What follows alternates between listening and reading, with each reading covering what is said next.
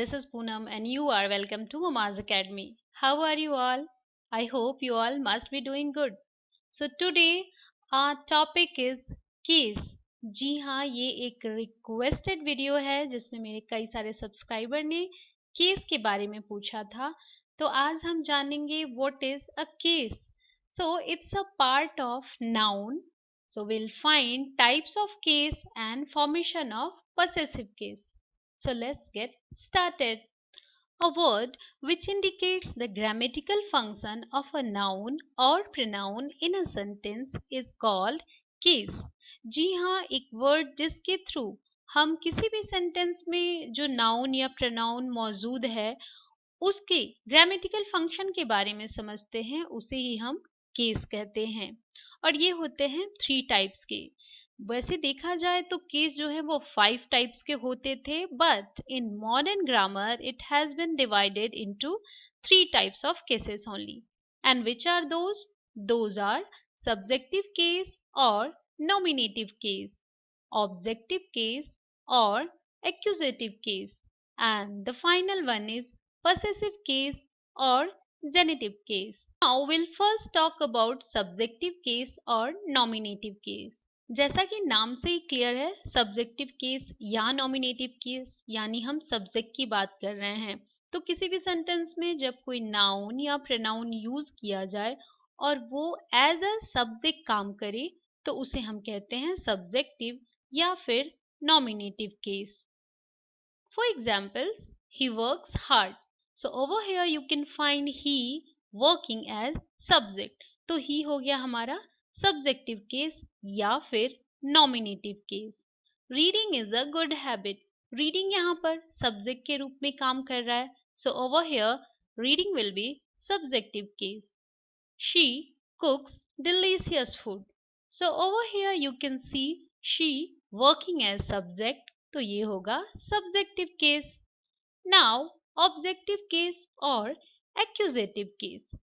तो अब जब कोई नाउन या प्रोनाउन किसी भी सेंटेंस में एज एन ऑब्जेक्ट काम करे तो वहां बात होती है ऑब्जेक्टिव केस की. For examples, I like butter and bread. तो आई यहाँ सब्जेक्ट है, लाइक क्या हो गया, verb, and butter and bread क्या हो गए, ये दोनों मिला के एक चीजें हैं. So over here it will B object. He told me a lie. Over hear me क्या हो गया, ऑब्जेक्ट, क्योंकि यहाँ ही है सब्जेक्ट और टोल्ड है वर्ब. अब you must have one confusion कि फिर लाई क्या है. तो इस सेंटेंस में एक है डायरेक्ट ऑब्जेक्ट और एक है इनडायरेक्ट ऑब्जेक्ट. अब ये डायरेक्ट ऑब्जेक्ट और इनडायरेक्ट ऑब्जेक्ट क्या होता है, तो इसकी वीडियो मैंने पहले ही बनाई है और पोस्ट भी कर चुकी हूँ. और अगर अब तक आपने उस वीडियो को नहीं देखा है तो please go to the description box and find the link so that direct object and indirect object could be clear to you. तो अब यहाँ बस मैं आपको एक ब्रीफ में बताऊंगी कि यहाँ जो मी है वो है हमारा डायरेक्ट ऑब्जेक्ट एंड अलाई जो है वो है इनडायरेक्ट ऑब्जेक्ट. क्योंकि जो वर्ब है टोल्ड उसका असर पहले मुझ पर पड़ रहा है, यानी ही टोल्ड मी, उसने किससे कहा, मुझसे कहा. तो पहले जिस पे असर पड़ता है वर्ब का वो होता है डायरेक्ट ऑब्जेक्ट. उसके बाद जो दूसरा असर पड़ता है वो होता है indirect object. So he told me यानी पहले उसने मुझसे कहा और क्या कहा, लाई, झूठ कहा. It means a lie will become indirect object over here. Now, Rohan plays football. So over here, football will be your objective case. अब बात करते हैं possessive case या फिर genitive case की. So, possessions clear ही है. हम पहले भी इसके बारे में पढ़ चुके हैं अपने एडजेक्टिव वाले पार्ट में. और अगर अब तक आपने उन वीडियोस को नहीं देखा है तो please go to the description box and find the link, ताकि पोजीशन के बारे में आपको और भी क्लियरेंस हो सके. So, possessive case indicates a relationship of possession or belongings between two nouns or between one noun and one pronoun in a sentence. यानी जहां आपको पता चले किसी टू नाउन के बीच में रिलेशनशिप थ्रू द पोजेशन, या फिर किसी वन नाउन और वन नाउन प्रोनाउन के बीच में रिलेशन थ्रू द पोजेशन, तो वहां हम बात करेंगे possessive केस की. For examples, his house is near the airport. तो यहाँ देखिए हिज हाउस मीन्स हाउस पर किसका पोजेशन है, किसकी बिलोंगिंग है, वो हीज, उसकी. So over here his house will be a possessive case. This is my father's jacket. तो किसकी जैकेट है ये? my father's, यानी my फादर की पोजीशन की बात यहाँ हो रही है, फादर की बिलोंगिंग है वो. This pen is mine. Whose pen is this? Mine. It means my right is only there on the pen. So over here mine is also a possessive case.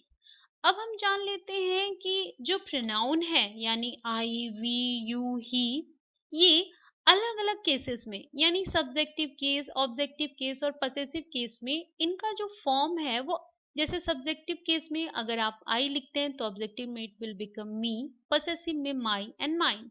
In subjective we, objective में us, possessive में बन जाएगा our, ours.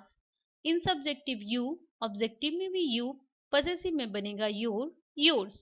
In subjective he, objective में बदलेगा him और possessive में बदलेगा his. In subjective there will be she, जो ऑब्जेक्टिव में बदल के हर हो जाएगा और पसेसिव में हर या हर्स बनेगा. In subjective if the word is they, वो ऑब्जेक्टिव में देम बदलेगा और पसेसिव में देयर एंड देयर्स. अगर सब्जेक्टिव में इट है तो वो ऑब्जेक्टिव में भी इट ही रहेगा लेकिन पसेसिव में इट्स बन जाएगा. अगर सब्जेक्टिव में हु है तो वो ऑब्जेक्टिव में हुम रहेगा और पसेसिव में बन जाएगा वो हुज. सो अगर ये चार्ट आपके पास रहे या आप इसको एक दो बार अच्छी तरह से देख लें तो आपको क्लियर हो जाएगा कि किस केस में आप प्रोनाउन के किस फॉर्म का यूज करेंगे. नाउ वी विल सी कि अब हम पसेसिव केस को बनाएंगे कैसे. By adding apostrophe S. अब आप जैसा कि देख रहे हैं कि अपोस्ट्रोफी एस हम कैसे लिखते हैं, I have shown you through this line. By adding apostrophe s to the singular noun of a living thing. So by this way you are going to form a possessive case. For example, Rohan's bag. आप यहाँ देख रहे हैं कि रोहन के बाद हमने apostrophe s का यूज किया है and then bag. यहाँ अगर आप बैग की बात कर रहे हैं कि वो रोहन का बैग है तो आप इसको कैसे दिखाएंगे? by using apostrophe s with Rohan, Rohan's bag. So by this it will be clear कि हाँ ये रोहन का बैग है. या फिर काउज मिल्क, तो यहाँ हम लिविंग थिंग की बात कर रहे हैं, काउ की बात कर रहे हैं, गाय का दूध. So you can write cow's milk, cow के बाद apostrophe s and then you will write milk. By adding only an apostrophe to the plural noun of a living thing ending with s. अब कभी कभी क्या होता है कि आपको एपिस्ट्रोफी के बाद आपको एस लिखने की जरूरत नहीं होती है, क्योंकि अगर ऑलरेडी आप जो वर्ड लिख रहे हैं उसमें एस लगा हुआ है, यानी अगर प्लूरल बना हुआ है, जैसे कि बॉयज. अब बॉयज यहाँ ऑलरेडी आप देख रहे हैं कि एस लग रहा है, कोई लिविंग थिंग है, लिविंग नेम है, वो एस के साथ खत्म हो रहा है and it's a plural. So over there you need to add only apostrophe. उसके बाद दोबारा एस लिखने की जरूरत नहीं है, otherwise it will become a wrong one. So over here boys school मतलब लड़कों का स्कूल. सो बॉयज के थ्रू यू आर शोइंग कि ये प्लूरल नाउन है और उसके बाद एपिस्ट्रोफी लगाने का मतलब है बॉयज का, यानी बहुत सारे बॉयज का. या फिर गर्ल्स ड्रेस, इसी से हो गया कि गर्ल्स यानी हम प्लूरल नाउन में बात कर रहे हैं, लड़कियों का dress. So girls after then you can put only apostrophe without any s, क्योंकि ऑलरेडी आपका जो ये नाउन है वो प्लूरल है. I think it must be clear. Now by adding apostrophe s to the plural noun of a living thing which don't end with s. जी हाँ, ये भी ध्यान रखिएगा कि कभी कभी आपका प्लूरल नाउन विदाउट एस खत्म होता है, यानी उसमें एस नहीं लगता है फिर भी हम उसको प्लूरल बोलते हैं. अब कैसे बोलते हैं पहले उसको समझते हैं, फिर देखते हैं एपिस्ट्रोफी का यूज. Children's day. चिल्ड्रन इसका ऑलरेडी मतलब ही होता है कि बहुत सारे बच्चे, उनको आप चिल्ड्रन बोलेंगे क्योंकि चाइल्ड होता है सिंगुलर और चिल्ड्रन होता है प्लूरल. तो जहां आप प्लूरल नाउन किसी भी लिविंग थिंग का प्लूरल नाउन यूज कर रहे हैं, जैसे चिल्ड्रन यूज कर रहे हैं, अब वहां पर अगर आपको दिखाना है बच्चों का दिन, बाल दिवस जो हम सेलिब्रेट करते हैं, so over there how you will write children then apostrophe s. यहाँ मतलब हो जाएगा बच्चों का दिन, so you can write it children's day. या फिर men's jacket. So over here men का मतलब हुआ plural form of man. Men का सिंगुलर होता है मैन, प्लूरल होता है men. So men's jacket it means मतलब जो आदमी है, मेल पर्सन है, वो पूरे ग्रुप की बात की जा रही है, उनका jacket. So it should be clear with you. Now possessive case is not used with the names of non living things. अब आप ये एपिस्ट्रोफी वाला यूज नॉन लिविंग के साथ नहीं करेंगे. For example the house is door. अब ये आपका इनकरेक्ट होगा क्योंकि हम एपिस्ट्रॉफी एस का यूज मोस्टली लिविंग थिंग्स के साथ ही करते हैं, न कि नॉन लिविंग के साथ। तो हाउस इज डोर ये इनकरेक्ट हो जाएगा। फिर करेक्ट क्या होगा? इसका करेक्ट होगा द डोर ऑफ हाउस, यानी कि आपको नॉन लिविंग में ऑफ का यूज करना पड़ेगा। अगर आप किसी पार्ट की बात कर रहे हैं किसी चीज से रिलेटेड, तो उस पार्ट के बाद आप ऑफ का यूज करेंगे, फिर आपका जो मेन नाउन है उसका यूज करेंगे। I think the noun case must be clear with you, but still if you find any confusion, let me know your query through the comment box. और हाँ, अगर अब तक आपने चैनल को सब्सक्राइब नहीं किया है तो please subscribe, share and like the video.